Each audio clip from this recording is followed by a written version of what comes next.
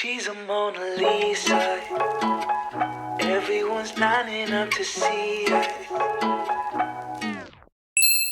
We are making pesto pizza, a beautiful cheesy mushroom thin crust pizza that is genuinely very easy to make. Even if you're not very familiar with baking or cooking, I'm sure you'll still be able to make this. There are 3 main steps that will get you to this pizza. Step 1, make the pizza dough. Step 2, make the toppings. And step 3, assemble the pizza and bake.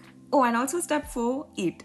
Starting with the first step, for the pizza dough, add warm water to a bowl. In goes some honey, you can also use sugar and mix. Then we add active dry yeast to the honey water and let that sit for 5 to 7 minutes for the yeast to proof. I added olive oil to the yeast water, and for the dry ingredients we have salt, all-purpose flour and whole wheat flour.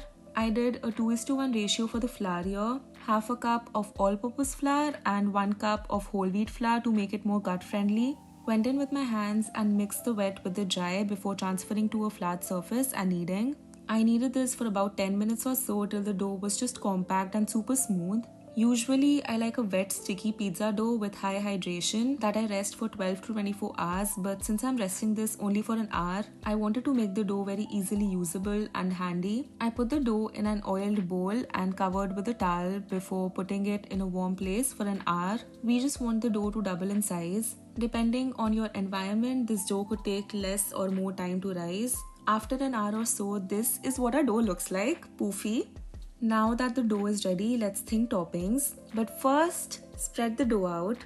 I spread it with my fingers directly on a flat baking tray. With pizza, I do not like to use parchment paper or silicone mats because I feel like they prevent the base from getting all that heat from the tray and getting that beautiful, much required crust. You could also dust some fine semolina if you wanted instead of the flour. I tried to spread it out as evenly as I could and as thin as I could so that it almost took up the whole tray.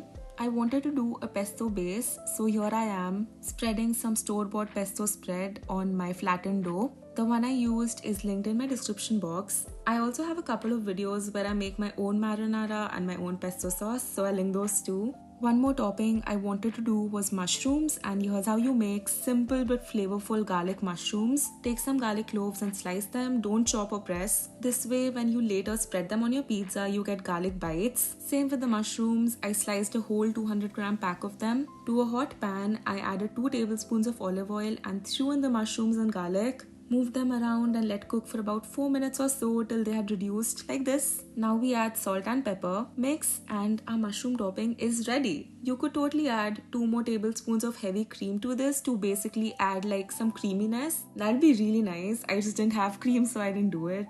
I spread the mushrooms evenly on top of the pesto layer and just went in with my fingers. It's easier, quicker, more even spread. I did some red paprika too, and finally mozzarella. Obviously, I got this cheese from a brand called Delecta and you can find it easily on Blinkit or Big Basket. Here's a picture.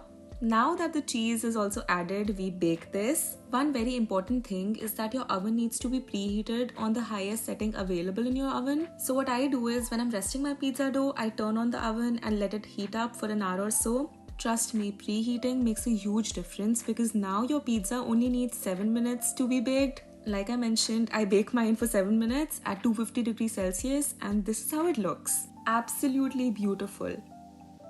I topped this with homemade chili oil to add to the red paprika for spice and also lots of oregano and fresh basil. I've been seeing a lot of people doing this where they cut their pizza with a scissor and I've been wanting to do it for so long and this seemed like the perfect opportunity, so I did and it was great. That's the first slice I cut, and can we just appreciate that crust because it was amazing. The flavors of this pizza were so in sync. The pesto was amazing with the almost earthy meaty mushrooms. The pesto basically gives the pizza freshness. Paprika and chili oil add the spice. Cheese obviously gives it that richness, and oregano just balances all the flavors. This is a really good pizza. It's so good.